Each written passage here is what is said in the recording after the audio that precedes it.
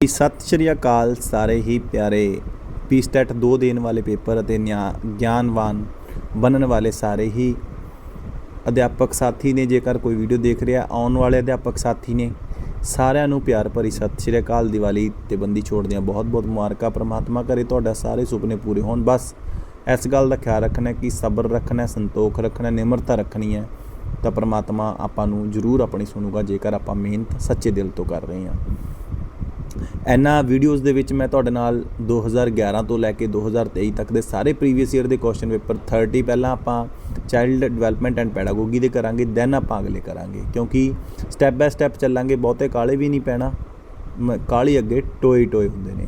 ਤਾਂ ਇਹਨਾਂ ਦੇ ਵਿੱਚੋਂ ਹੀ ਤੁਹਾਨੂੰ 70-80 ਨੰਬਰ ਦੇ ਆ ਜਾਣੇ ਨੇ ਅਤੇ ਤੁਸੀਂ ਵਧੀਆ ਤਰੀਕੇ ਨਾਲ ਕਰ ਸਕਦੇ ਹੋ। ਪੈਟਰਨ ਇਹੀ ਹੁੰਦਾ, ਬਸ ਆਪਸ਼ਨ ਅੱਗੇ ਪਿੱਛੇ ਹੋ ਜਾਂਦੇ ਨੇ ਅਤੇ ਪ੍ਰਸ਼ਨ ਨੂੰ ਥੋੜ੍ਹਾ ਜਿਹਾ ਘੁਮਾ ਕੇ ਪੁੱਛ ਲਿਆ ਜਾਂਦਾ ਹੈ। ਜੇਕਰ ਤੁਹਾਨੂੰ ਕਨਸੈਪਟ ਕਲੀਅਰ ਹੋ ਜਾਂਦਾ ਤਾਂ ਬਹੁਤ ਵਧੀਆ ਗੱਲ ਹੈ, ਤਾਂ ਤੁਸੀਂ ਆਸਾਨੀ ਨਾਲ ਕਰ ਸਕਦੇ ਹੋ। ਚਲੋ ਜ਼ਿਆਦਾ ਗੱਲਾਂ ਨਾ ਕਰਦੇ ਹੋਏ ਮਦਦਗਾਰ ਲੋਕਾਂ ਤੱਕ ਜ਼ਰੂਰ ਪਹੁੰਚਾ ਦਿਓ ਜਿਨ੍ਹਾਂ ਨੇ ਪੀਸਟੈਟ 2 ਦੇਣਾ। ਸੋਚ ਸਹੀ ਰੱਖਣੀ ਹੈ, ਜੈਲਸਪਣਾ ਨਹੀਂ ਕਰਨਾ। ਜਿੱਥੇ ਆਪਾਂ ਨੂੰ ਮੈਂ ਵੀ ਹਜੇ ਬਹੁਤ 8 ਸਾਲਾਂ ਬਾਅਦ ਅੱਜ ਮੈਂ ਪੜ੍ਹ ਰਿਹਾ ਇਸ ਚੀਜ਼ ਨੂੰ, ਤਾਂ ਮੈਨੂੰ ਕੁਛ ਇੱਕ ਚੀਜ਼ਾਂ ਯਾਦ ਨਹੀਂ, ਪਰ ਤੁਸੀਂ ਜਿਹੜਾ ਕੋਈ ਕਿਸੇ ਨੂੰ ਮਦਦਗਾਰ ਵਾਲੇ ਨੂੰ ਤਾਂ ਭੇਜੋ। ਸਬਸਕ੍ਰਿਪਸ਼ਨ ਵਾਲੇ ਤੋਂ ਬਚੋ ਜਿੰਨਾ ਹੋ ਸਕਦਾ ਹੈ।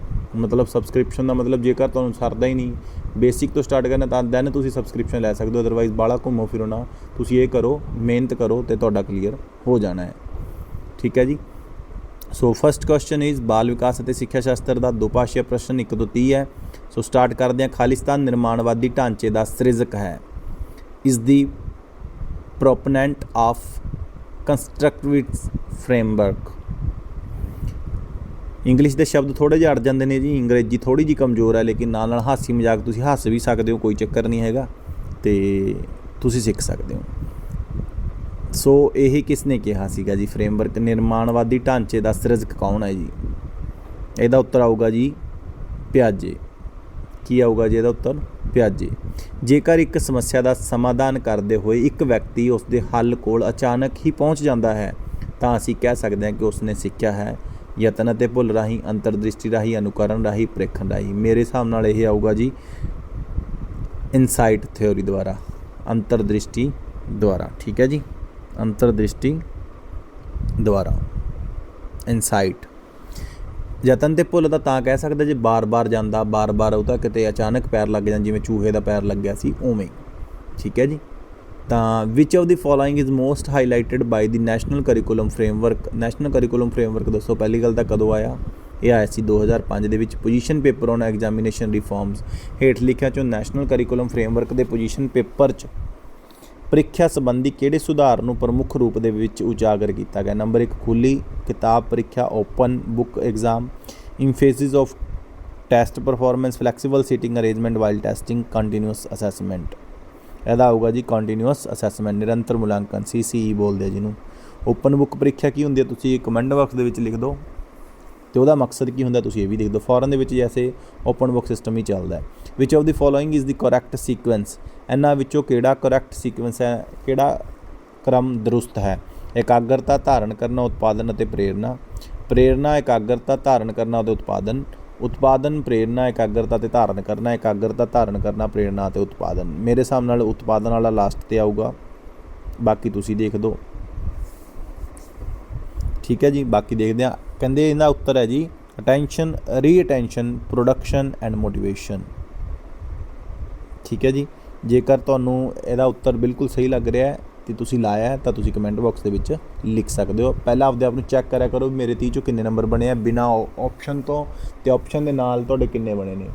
ਠੀਕ ਹੈ। ਫਿਰ ਤੁਸੀਂ ਲਾਸਟ 'ਤੇ ਐਨਾਲਾਈਜ਼ ਕਰਨਾ ਹੈ। ਜਦੋਂ ਤੁਸੀਂ ਪੇਪਰ ਦੇਣ ਤੋਂ ਪਹਿਲਾਂ ਇਹਨਾਂ ਨੇ ਰਿਵੀਜ਼ਨ ਕਰਨੀ ਇੱਕ ਵਾਰ, ਉਦੋਂ ਵੀ ਤੁਸੀਂ ਇਹ ਵੀਡੀਓਜ਼ ਨੂੰ ਜ਼ਰੂਰ ਦੇਖਿਓ।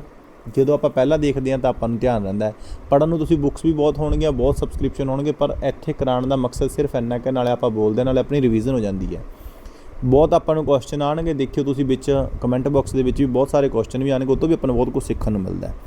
ਸੋ ਹੇਠ ਲਿਖਿਆ 'ਚੋਂ ਕਿਹੜਾ ਸਮਾਜਿਕ ਸੰਵਾਦ ਰਾਹੀਂ ਬੱਚਿਆਂ ਦੇ ਗਿਆਨ ਦੇ ਵਿਕਾਸ ਦੀ ਵਿਧੀ 'ਚ ਸ਼ਾਮਿਲ ਨਹੀਂ ਹੈ? ਹੇਠ ਲਿਖਿਆਂ 'ਚੋਂ ਕਿਹੜਾ ਸਮਾਜਿਕ ਸੰਵਾਦ ਰਾਹੀਂ ਬੱਚਿਆਂ ਦੇ ਗਿਆਨ ਦੇ ਵਿਕਾਸ ਦੀ ਵਿਧੀ 'ਚ ਸ਼ਾਮਿਲ ਨਹੀਂ ਹੈ? Which of the following is not involved in the mechanism while children develop their knowledge through social dialogue, scaffolding, zone of proximal development यानी कि निकटवर्ती विकास का खेत्र, सोशल लर्निंग, इंटरनलाइजेशन, ਇਹਦਾ उत्तर आऊगा जी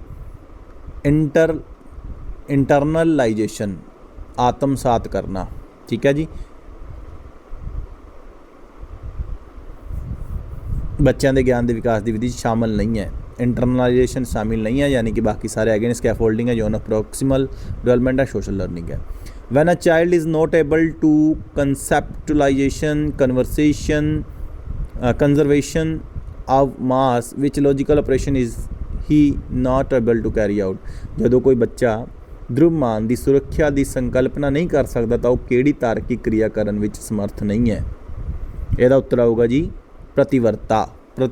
पतिवर्ता ना कह दियो किते, हाँ प्रतिवर्तता यानी कि रिवर्सबिलिटी। ठीक है जी, ਜਦੋਂ कोई बच्चा द्रव्यमान की संकल्पना नहीं कर सकता तो वह किहड़ी तार्किक क्रिया विच समर्थ नहीं है। समर्थ बाकी संतुलन च हैगा, अनुकूलन च हैगा, अनुमान च हैगा, इन्हां च नहीं हैगा। अजिही धारणा जो भाषा ਨੂੰ दिमाग की संरचना विच अंकित अनोखी मानव सिद्धि के रूप च वेखदी है उसनूं कहा जा सकता है the idea that regards language as a uniquely human accomplishment attached into the structure of the brain can be called as, ਇਹਦਾ ਆਊਗਾ जी नेटिविस्ट यानी कि अनुवंशिकतावादी। Which of the following is important for language production in humans, हेठ लिखिया चो किहड़ा मनुख च भाषा निर्माण लई महत्वपूर्ण है। Number 1 right hemisphere, number 2 parietal lobe, number 3 Wernicke's area या ब्रोकाज एरिया।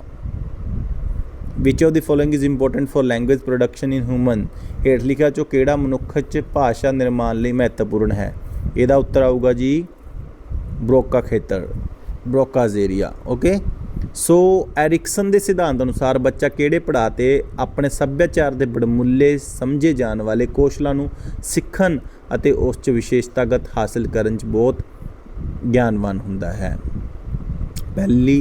पहल करन की शक्ति बनाम दोष, मेहनत बनाम हीनता, होंद बनाम भूमिका का दबंध, खुद मुख्तियारी बनाम शर्म ਅਤੇ संदेह, initiative versus guilt, industry versus infinity, identity versus role confusion, autonomy versus shame and doubt.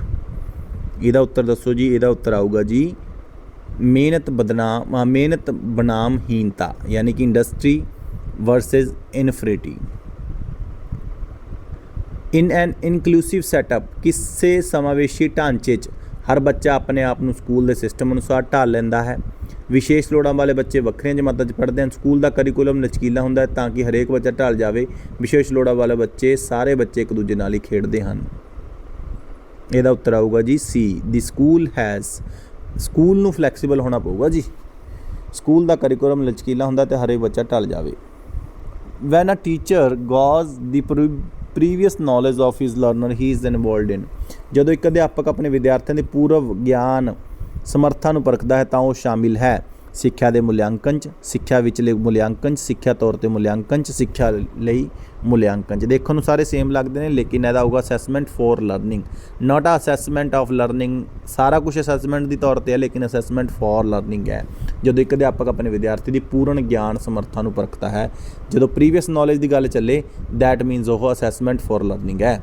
In order to study in the influence of environment on intelligent which of the following method is not suitable, बुद्धि के वातावरण के प्रभाव का अध्ययन करन लई हेठ लिखियां चो किहड़ी विधि कारगर नहीं है। नंबर 1 जोड़ा अध्ययन, नंबर 2 मनोविज्ञान अध्ययन, नंबर 3 अंगीकरण, नंबर 4 दीर्घकालीन अध्ययन। Twins study, psychological study, adoption study, longitudinal study. ਇਹਦਾ उत्तर आऊगा जी साइकोलॉजिकल स्टडी। ओके जी। For a teacher the primary object of assessment should be, एक अध्यापक लिए मूल्यांकन का बुनियादी उद्देश्य होना चाहिए है विद्यार्थियों के गलतियों की पहचान करना, बिल्कुल भी नहीं। विद्यार्थियों के उपलब्धियां विचले खप्पियां की पहचान करना तो उन्होंने खप्पियां की पूर्ति लिए सहायता करना, विद्यार्थियों की उपलब्धि में अपना बच्चे को किसी जमात च रोकना या तरक्की देने लिए मूल्यांकन करना, ए तो डी तो बिल्कुल ही नहीं हो सकते। ठीक है जी। 13वें का होगा बी जी, identify gaps in the achievement of student and helping bridges that these gap, मतलब वो ਅਧਿਆਪਕ ਇੱਕ ਹੱਲ ਕੱਢੂਗਾ ਵੀ ਬੱਚੇ ਅਚੀਵਮੈਂਟ ਕਿਉਂ ਨਹੀਂ ਕਰ ਰਹੇ ਐਂਡ ਉਹਦੇ ਗੈਪ ਕੀ ਆ, ਕਿਹਦੇ ਲਈ ਉਹਦੀ ਪੂਰਤੀ ਕਰੂਗਾ। Which of the following is not a part of social learning theory, ਹੇਠ ਲਿਖਿਆਂ ਚੋਂ ਕਿਹੜਾ ਸਮਾਜਿਕ ਸਿਖਲਾਈ ਸਿਧਾਂਤ ਦਾ ਭਾਗ ਨਹੀਂ ਹੈ। ਇਮੀਟੇਸ਼ਨ, ਮਾਡਲਿੰਗ, ਆਬਜ਼ਰਵੇਸ਼ਨ, ਬਿਹੇਵੀਅਰ ਮੈਨੀਫੈਸਟੈਂਸ। ਠੀਕ ਹੈ ਜੀ, ਇਹਦਾ ਉੱਤਰ ਆਊਗਾ ਜੀ ਡੀ, ਬਿਹੇਵੀਅਰਲ ਮੈਨੀਫੈਸਟੇਸ਼ਨ, ਵਿਵਹਾਰਕ ਪ੍ਰਗਟਾ ਕਰਨਾ। ਅਨੁਕਰਨ ਤਾਂ ਹੈਗਾ ਹੀ ਹੈਗਾ, ਪ੍ਰਤੀਪੂਰਨ ਕਰਨਾ ਵੀ ਹੈਗਾ ਹੀ ਹੈਗਾ, ਮਾਡਲਿੰਗ ਕਰਦਾ ਬੱਚਾ, ਪ੍ਰਖੇਰਨ ਕਰਨਾ। ਠੀਕ ਹੈ ਜੀ, observation.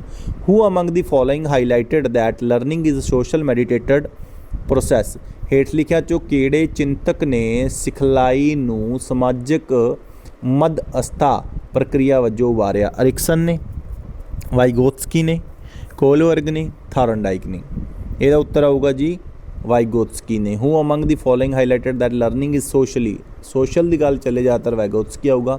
A change in the mental process that underline all learning and performance can be referred to as, ਸਮੁੱਚੀ ਸਿਖਲਾਈ ਅਤੇ ਪ੍ਰਦਰਸ਼ਨ ਦੇ ਮੂਲ 'ਚ ਮਾਨਸਿਕ ਪ੍ਰਕਿਰਿਆਵਾਂ ਵਿਚਲੇ ਪਰਿਵਰਤਨ ਨੂੰ ਕਿਹਾ ਜਾਂਦਾ ਹੈ। Moral meditation, cognitive development, social emotional development, intellectual development. ਇਹਦਾ ਹੋਊਗਾ ਜੀ ਕੋਗਨੀਟਿਵ ਡਿਵੈਲਪਮੈਂਟ। ਆ ਚੇਂਜ ਇਨ ਦਾ ਮੈਂਟਲ ਪ੍ਰੋਸੈਸ, ਠੀਕ ਹੈ ਜੀ, ਮਾਨਸਿਕ ਪ੍ਰਕਿਰਿਆ ਵਿਚਲੇ ਪਰਿਵਰਤਨ ਨੂੰ ਗਿਆਨਾਤਮਕ ਕਹਿੰਦੇ ਨੇ। ਸੋ ਪ੍ਰੇਰਨਾ ਊਰਜਾ ਨਾਲ ਭਰੀ ਹੋਈ ਹੈ, ਉਹ ਆਪਣੀ ਸੀਟ 'ਤੇ ਟਿਕ ਕੇ ਨਹੀਂ ਬੈਠਦੀ ਹੈ ਅਤੇ ਬਾਰ-ਬਾਰ ਦੂਜਿਆਂ ਨੂੰ ਟੋਕਦੀ ਹੈ। ਉਹਦੇ ਲਈ ਧਿਆਨ ਕੇਂਦਰਿਤ ਕਰਨਾ ਅਤੇ ਅਧਿਆਪਕ ਨੂੰ ਸੁਣਨਾ ਔਖਾ ਹੁੰਦਾ ਹੈ, ਉਸ ਨੂੰ ਕਹਿੰਦੇ ਨੇ ਲਰਨਿੰਗ ਡਿਸੇਬਿਲਿਟੀ ਹੈ, ADHD ਹੈ, ਸਬ ਮਲਟੀਪਲ ਡਿਸੇਬਿਲਿਟੀ ਹੈ, ਹੀਅਰਿੰਗ ਇੰਪਾਇਰਮੈਂਟ ਹੈ। ਹੀਅਰਿੰਗ ਇੰਪਾਇਰਮੈਂਟ ਤਾਂ ਹੋ ਹੀ ਨਹੀਂ ਸਕਦਾ, ਤਾਂ ਇਹਦਾ ਆਊਗਾ ਜੀ ADHD। ਦੁਬਾਰਾ ਸੁਣ ਲਓ ਜੀ ਇੱਕ ਵਾਰੀ। ਪ੍ਰੇਰਨਾ ਸੀਮਸ ਟੂ ਅਬਜ਼ਰਵ, ਠੀਕ ਹੈ ਜੀ, ਪ੍ਰੇਰਨਾ seems to be overloaded with energy, ਭਰੀ ਹੋਈ ਆ ਪੂਰੀ ਜੀ ਪ੍ਰੇਰਨਾ। she bounces to on her seat and frequently interrupts there. It is difficult for her focus and listen of her to her teacher she may be identified with. ADHD मतलब ਹੁੰਦਾ ਜੀ attention deficit hyperactivity disorder. Attention deficit hyperactivity disorder is one of the most common mental disorder, mentally problem ਹੈ ਜੀ। The Person with Disability Act 1995, ਸਭ ਤੋਂ ਪਹਿਲਾਂ ਤਾਂ 2 question ਬਣ ਗਏ ਜੀ ਇਹਦੇ ਅੰਦਰੋਂ ਹੀ। ਪਰਸਨ ਵਿਦ ਡਿਸੇਬਿਲਿਟੀ ਐਕਟ ਕਦੋਂ ਆਇਆ? 1995 'ਚ ਆਇਆ। ਜ਼ੋਰ ਦਿੰਦਾ ਹੈ, ਕਿਸ ਚੀਜ਼ 'ਤੇ ਜ਼ੋਰ ਦਿੰਦਾ ਹੈ, ਇਸ ਗੱਲ ਨੂੰ ਸਮਝਣਾ ਆਪਾਂ ਕਿ ਕਿਸ ਚੀਜ਼ 'ਤੇ ਜ਼ੋਰ ਦਿੰਦਾ ਹੈ। ਇਹ ਜ਼ੋਰ ਦਿੰਦਾ ਹੈ ਜੀ ਇਕੁਅਲ ਓਪਰਚੁਨਿਟੀ 'ਤੇ, ਪ੍ਰੋਟੈਕਸ਼ਨ ਆਫ ਰਾਈਟਸ 'ਤੇ, ਫੁੱਲ ਪਾਰਟੀਸਪੇਸ਼ਨ 'ਤੇ, ਸਾਰੀਆਂ ਚੀਜ਼ਾਂ 'ਤੇ ਦਿੰਦਾ ਜੀ, ਉਪਰੋਕਤ ਸਾਰਿਆਂ 'ਤੇ ਦਿੰਦਾ। ਠੀਕ ਹੈ ਜੀ, ਅੱਗੇ ਚੱਲਦੇ ਹਾਂ ਜੀ 19ਵੇਂ 'ਤੇ। ਅਕੋਰਡਿੰਗ ਟੂ ਪਿਆਜੇ at which of the following stage does the child begins to think logically about the abstract concept। ਇਹਦੀ 4 ਸਟੇਜਾਂ ਦੱਸੀਆਂ ਸੀ, ਕੱਲ੍ਹ ਵੀ ਤੁਹਾਨੂੰ ਮੈਂ ਦੱਸਿਆ ਸੀ। SPCF ਸੈਂਸਰੀ, S 'ਤੇ, P 'ਤੇ ਪ੍ਰੀ ਓਪਰੇਸ਼ਨਲ, C 'ਤੇ ਕੰਕਰੀਟ ਐਂਡ D 'ਤੇ ਫਾਰਮਲ। ਹੁਣ ਪਿਆਜੇ ਅਨੁਸਾਰ ਹੇਠ ਲਿਖਿਆ ਜੋ ਕਿਹੜੇ ਪੜਾਅ ਵਿੱਚ ਬੱਚਾ ਅਮੂਰਤ ਸੰਕਲਪਨਾਵਾਂ ਦੇ ਬਾਰੇ ਤਾਰਕਿਕ ਰੂਪ 'ਚ ਸੋਚਣਾ ਸ਼ੁਰੂ ਕਰ ਦਿੰਦਾ ਹੈ। ਇਹਦਾ ਉੱਤਰ ਆਊਗਾ ਜੀ ਫਾਰਮਲ ਆਪਰੇਸ਼ਨਲ ਸਟੇਜ। ਔਪਚਾਰਿਕ ਸੰਕਿਰਿਆਤਮਕ ਪੜਾਅ ਦੇ ਵਿੱਚ ਸੰਕਲਪਨਾ ਬਾਰੇ ਸੋਚਣਾ ਸ਼ੁਰੂ ਕਰ ਦਿੰਦਾ ਹੈ। Which of the following is not a matter of debate in development psychology. ਹੇਠ ਲਿਖਿਆ ਜੋ ਕਿਹੜਾ ਵਿਕਾਸਾਤਮਕ ਮਨੋਵਿਗਿਆਨ ਵਿੱਚ ਚਰਚਾ ਦਾ ਵਿਸ਼ਾ ਨਹੀਂ ਮੰਨਿਆ ਜਾਂਦਾ। ਮਨ, ਸਰੀਰ, ਕੁਦਰਤ, ਪੋਸ਼ਣ। ਵਿਕਾਸ ਦਾ ਇੱਕ ਕ੍ਰਮ, ਵਿਕਾਸ ਦੇ ਕਈ ਕ੍ਰਮ, ਪੜਾਅਵਾਰ ਕੋਈ ਪੜਾਅ ਨਹੀਂ। ਇਹਦਾ ਉੱਤਰ ਆਊਗਾ ਜੀ ਮਾਈਂਡ ਐਂਡ ਬਾਡੀ। ਬਾਕੀ ਸਾਰਿਆਂ ਦਾ ਕੀਤਾ ਜਾਂਦਾ, ਇਹਦਾ ਨਹੀਂ ਕੀਤਾ ਜਾਂਦਾ। In which of the following stages children are able to engage in make believe play. ਹੇਠ ਲਿਖਿਆ ਜੋ ਕਿਹੜੇ ਪੜਾਅ ਵਿੱਚ ਬੱਚਾ ਕ੍ਰਿਤਕ ਵਿਸ਼ਵਾਸ ਬਲੀਵ ਥੈਡ ਲਈ ਰੁੱਝਿਆ ਰਹਿੰਦਾ ਹੈ। Number 1 formal operation concrete. ਇਹ ਉਹਦੀਆਂ ਹੀ 4 ਸਟੇਜਾਂ ਨੇ ਜੀ ਪਿਆਜੇ ਦੀਆਂ, ਤਾਂ ਇਹਦਾ ਉੱਤਰ ਆਊਗਾ ਜੀ ਬਿਲਕੁਲ ਸਹੀ ਪਹਿਚਾਨਿਆ, ਪ੍ਰੀ ਆਪਰੇਸ਼ਨਲ ਦੇ ਵਿੱਚ। ਪ੍ਰੀ ਆਪਰੇਸ਼ਨਲ ਦੇ ਵਿੱਚੋਂ ਬਲੀਵ ਕਰਨ ਲੱਗ ਜਾਂਦਾ ਆਪਦੇ ਆਪ 'ਚ। ਜਿਹੜਾ ਉੱਪਰ ਵਾਲਾ ਕੀਤਾ ਸੀ ਉਹਦੇ ਵਿੱਚ ਸੀਗਾ ਬੱਚਾ ਅਮੂਰਤ ਸੰਕਲਪਨਾਵਾਂ, ਕਈ ਵਾਰ ਅੜ ਜਾਂਦਾ ਜੀ ਮੂੰਹ ਦੇ ਵਿੱਚ ਸਪੈਲਿੰਗ, ਤਾਂ ਕਰਕੇ ਮਾफ़ ਕਰ ਦਿਓ। ਹਾਸੀ ਮਜ਼ਾਕ ਦੇ ਨਾਲ ਵੀ ਕਈ ਵਾਰ ਕਹਿ ਦਿੰਦੇ ਆਪਾਂ, ਕਿਉਂਕਿ ਮੈਂ ਬਹੁਤ 8 ਸਾਲਾਂ ਬਾਅਦ ਇਸ ਚੀਜ਼ ਨੂੰ ਕਰ ਰਿਹਾ। ਅਤੇ when a child gives in to the peer pressure then he may be said to be. ਜਦੋਂ ਬੱਚਾ ਆਪਣੇ ਸਾਥੀਆਂ ਦੇ ਦਬਾਅ ਵਿੱਚ ਆ ਜਾਂਦਾ ਹੈ ਉਸ ਸਥਿਤੀ ਨੂੰ ਕਿਹਾ ਜਾਂਦਾ ਹੈ ਮੁਕਾਬਲਾ ਕਰਨਾ, ਅਨੁਸਰਨ ਕਰਨਾ, ਸਹਿਯੋਗ ਕਰਨਾ, ਪੁਸ਼ਟੀ ਕਰਨਾ। ਮੇਰੇ ਹਿਸਾਬ ਨਾਲ ਤਾਂ ਇਹਦਾ ਉੱਤਰ ਆਊਗਾ ਜੀ ਕਨਫਰਮਿੰਗ, ਅਨੁਸਰਨ ਕਰਨਾ ਆਊਗਾ ਜੀ ਇਹਦਾ ਉੱਤਰ। ਤੁਹਾਡੇ ਹਿਸਾਬ ਨਾਲ ਕੀ ਆਊਗਾ ਤੁਸੀਂ ਕਾਈਂਡਲੀ ਦੱਸੋ। What do you mean by FAS, FAS ਤੋਂ ਤੁਸੀਂ ਕੀ ਸਮਝਦੇ ਹੋ? ਜੇਕਰ ਕਿਸੇ ਨੂੰ ਆਉਂਦਾ ਤਾਂ ਕਮੈਂਟ ਬਾਕਸ ਦੇ ਵਿੱਚ ਲਿਖ ਦਿਓ ਜੀ। ਇਹਦਾ ਆਊਗਾ ਜੀ foetal alcohol syndrome, foetal alcohol syndrome। which of the following is not a way of formative assessment? ਹੇਠ ਲਿਖਿਆ ਚੋਂ ਕਿਹੜਾ ਨਿਰਮਾਣਾਤਮਕ ਫਾਰਮੇਟਿਵ ਮੁਲਾਂਕਣ ਦਾ ਢੰਗ ਨਹੀਂ ਹੈ ਤਾਂ ਫਿਰ ਇਹਦਾ ਆਊਗਾ ਜੀ ਐਨੂਅਲ ਐਗਜ਼ਾਮੀਨੇਸ਼ਨ। ਅਸਾਈਨਮੈਂਟ ਹੈਗਾ, ਗਰੁੱਪ ਵਰਕ ਹੈਗਾ, ਕਲਾਸਰੂਮ ਡਿਸਕਸ਼ਨ ਵੀ ਹੈਗਾ। ਜਿਹੜਾ ਰੈਗੂਲਰ ਬੇਸਿਸ ਤੇ ਹੁੰਦੀਆਂ ਨੇ ਉਹ ਤਾਂ ਹੈਗੀਆਂ ਨੇ ਫਾਰਮੇਟਿਵ ਦੇ ਵਿੱਚ, ਜਿਹੜੀ 1 ਸਾਲ ਬਾਅਦ ਹੁੰਦੀ ਆ ਉਹ ਨਹੀਂ ਹੈਗੀ। involves an ability to manage your own thinking and problem solving। ਕਿਹੜੇ ਵਿੱਚ ਤੁਹਾਡੇ ਸਵੈ ਚਿੰਤਨ ਅਤੇ ਸਮੱਸਿਆ ਦਾ ਹੱਲ ਕਰਨ ਦੀ ਯੋਗਤਾ ਸ਼ਾਮਲ ਹੈ? ਮੈਟਾ ਗਿਆਨਾਤਮਕ ਕੌਸ਼ਲ, ਅਨੁਭਵਸ਼ੀਲ ਬੁੱਧੀ, ਸਵੈ ਨੇਮ, ਉਪਰੋਕਤ ਚੋਂ ਕੋਈ ਨਹੀਂ। ਮੈਂ ਰਾਤ ਨੂੰ ਵੀਡੀਓ ਇਸ ਕਰਕੇ ਬਣਾਉਣਾ ਜੀ ਕਿਉਂਕਿ ਰਾਤ ਨੂੰ ਕੋਈ ਡਿਸਟਰਬੈਂਸ ਨਹੀਂ ਹੁੰਦੀ ਅਤੇ ਤੁਹਾਨੂੰ ਪਤਾ ਕਿ ਇੱਕ ਵੀਡੀਓ ਐਡਿਟ ਕਰਨ ਦੇ ਲਈ ਬਾਹਲਾ ਕੁਛ ਚਾਹੀਦਾ ਹੁੰਦਾ ਅਤੇ ਮੈਨੂੰ ਇਹ ਹੁੰਦਾ ਵੀ ਰਾਤ ਨੂੰ ਡਿਸਟਰਬੈਂਸ ਨਾ ਹੋਵੇ, ਡਾਇਰੈਕਟ ਆਪਾਂ ਅਪਲੋਡ ਕਰ ਦਈਏ। 1-2 ਵਾਰੀ ਬਾਸੀਆਂ ਵੀ ਆ ਜਾਂਦੀਆਂ ਨੇ ਜੀ ਉਹਦੇ ਲਈ, ਕਿਉਂਕਿ ਨੀਂਦ ਆ ਰਹੀ ਹੁੰਦੀ ਹੈ ਇਸ ਟਾਈਮ, ਪਰ ਮੈਂ ਸੋਚਦਾ ਵੀ ਆਪਾਂ ਨੂੰ ਕੋਈ ਡਿਸਟਰਬੈਂਸ ਨਾ ਹੋਵੇ, ਕੋਈ ਵੀ ਸ਼ੋਰ ਆਵਾਜ਼ ਨਾ ਹੋਵੇ। ਤਾਂ ਇਹਦਾ ਉੱਤਰ ਆਊਗਾ ਜੀ ਮੈਟਾ ਗਿਆਨਾਤਮਕ ਕੌਸ਼ਲ। ਕਰਾਉਣ ਨੂੰ ਤਾਂ ਮੈਂ ਸਾਰਾ ਕੁਛ ਤੁਹਾਨੂੰ 30 ਦੇ 30 ਪ੍ਰਸ਼ਨ 30 ਮਿੰਟਾਂ 'ਚ ਵੀ 5 ਮਿੰਟਾਂ 'ਚ ਵੀ ਕਰਾ ਦਾਂ, ਪਰ ਨਹੀਂ, ਮੈਨੂੰ ਐ ਵੀ ਥੋੜ੍ਹਾ ਬਹੁਤਾ ਸਮਝ ਤੁਹਾਨੂੰ ਵੀ ਆਵੇ, ਸਾਨੂੰ ਵੀ ਆਵੇ, ਮੈਨੂੰ ਵੀ ਆਵੇ, ਠੀਕ ਹੈ ਜੀ, ਸਭ ਨੂੰ ਸਮਝ ਆਵੇ ਅਤੇ ਸਭ ਦੇ ਨਾਲ ਆਪਾਂ ਲੈ ਕੇ ਚੱਲਣਾ। ਇਹਦਾ ਉੱਤਰ ਆਊਗਾ ਜੀ meta cognitive skills. Meta cognitive skill ਵਿੱਚ ਤੁਹਾਡੇ ਸਵੈ ਚਿੰਤਨ ਅਤੇ ਸਮੱਸਿਆ ਦਾ ਹੱਲ ਕਰਨ ਦੀ ਯੋਗਤਾ ਸ਼ਾਮਿਲ ਹੈ। A curricular modification programme develop in written form to facilitate the educational experience of each child with special need is called. ਵਿਸ਼ੇਸ਼ ਲੋੜਾਂ ਵਾਲੇ ਹਰੇਕ ਬੱਚੇ ਦੇ ਵਿਦਿਅਕ ਅਨੁਭਵ ਨੂੰ ਸੁਖਾਲਾ ਕਰਨ ਲਈ ਲਿਖਤ ਰੂਪ ਵਿੱਚ ਵਿਕਸਿਤ ਕਰਿਕੂਲਰ ਦਾ ਸੁਧਾਈ ਕਾਰਜ ਕਹਾਉਂਦਾ ਹੈ। ਇਹਦਾ ਉੱਤਰ ਆਊਗਾ ਜੀ ਵਿਅਕਤੀਗਤ ਵਿਦਿਅਕ ਕਾਰਜਕਰਤ, ਇੰਡੀਵਿਜੂਅਲਾਈਜ਼ਡ ਐਜੂਕੇਸ਼ਨਲ ਪ੍ਰੋਗਰਾਮ, ਠੀਕ ਹੈ ਜੀ। who strongly claimed that he can train an individual to be anything he want irrespective of his or her talent, abilities, race and culture। ਇਹ ਕਿਹਨੇ ਕਿਹਾ ਸੀ ਇਹ ਗੱਲ?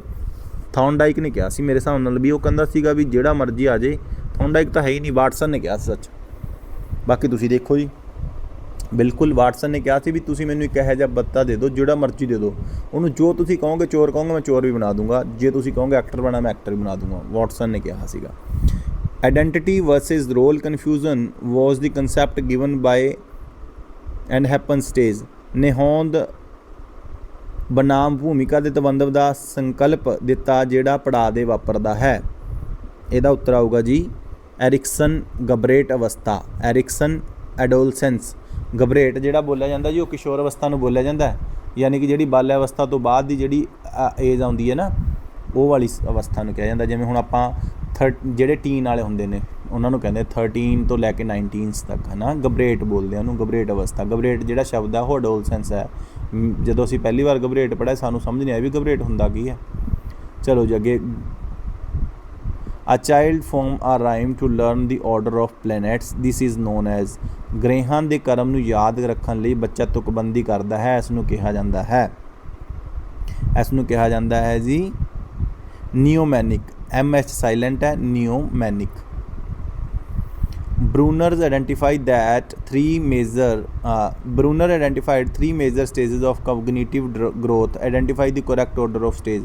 ਬਰੂਨਰ ਨੇ ਗਿਆਨਮਈ ਵਿਕਾਸ ਦੇ 3 ਪ੍ਰਮੁੱਖ ਪੜਾਵਾਂ ਦੀ ਪਛਾਣ ਕੀਤੀ। ਇਹਨਾਂ ਪੜਾਵਾਂ ਨੂੰ ਸਹੀ ਕ੍ਰਮ ਤੋਂ ਪਛਾਣੋ। ਤੀਵੇਂ ਦਾ ਆਊਗਾ ਜੀ EIS ਨਹੀਂ EIS, ਠੀਕ ਹੈ ਜੀ। ਇਹਨੂੰ ਯਾਦ ਰੱਖਣ ਦੇ ਲਈ ਤੁਸੀਂ ਯਾਦ ਰੱਖ ਲਓ EIS, ਠੀਕ ਹੈ ਜੀ। I ਤੇ E ਤੇ ਤੁਸੀਂ ਯਾਦ ਕਰ ਲਓ ਈਅਰ, I ਤੇ ਯਾਦ ਕਰ ਲਓ ਇੰਕ, ਤੇ ਸ ਤੇ ਯਾਦ ਕਰ ਲਓ ਸਟਮਕ ਯਾਦ ਕਰ ਲਓ ਜੀ, ਠੀਕ ਹੈ। 2 ਆਪਣੇ ਪਾਰਟ ਆਫ ਦਾ ਬੋਡੀ ਹੋ ਗਿਆ, ਇੱਕ ਆਪਣਾ ਇੰਕ ਹੋ ਗਿਆ, ਠੀਕ ਹੈ ਜੀ। ਸਕ੍ਰਿਆ, ਪ੍ਰਤੀਮਾਪਕ ਐਂਡ ਪ੍ਰਤੀਕਾਤਮਕ। ਪੰਜਾਬੀ ਤੇ ਇੰਗਲਿਸ਼ ਦੇ ਵਿੱਚ ਮੈਂ ਤਾਂ ਕਰਕੇ ਬੋਲਦਾ ਹੁੰਦਾ, ਤੁਹਾਨੂੰ ਦੱਸਾਂ ਕਿ ਪੰਜਾਬੀ ਦੇ ਵਿੱਚ ਕਈ ਸ਼ਬਦ ਇਹੋ ਜਿਹੇ ਨੇ, ਜਿੱਦਾਂ ਹੁਣ ਘਬਰੇਟ ਸੀਗਾ, ਇਹ ਨਹੀਂ ਪਤਾ ਸੀ, ਤਾਂ ਇੰਗਲਿਸ਼ ਦੇ ਵਿੱਚ ਤਾਂ ਕਰਕੇ ਜ਼ਰੂਰੀ ਹੈ।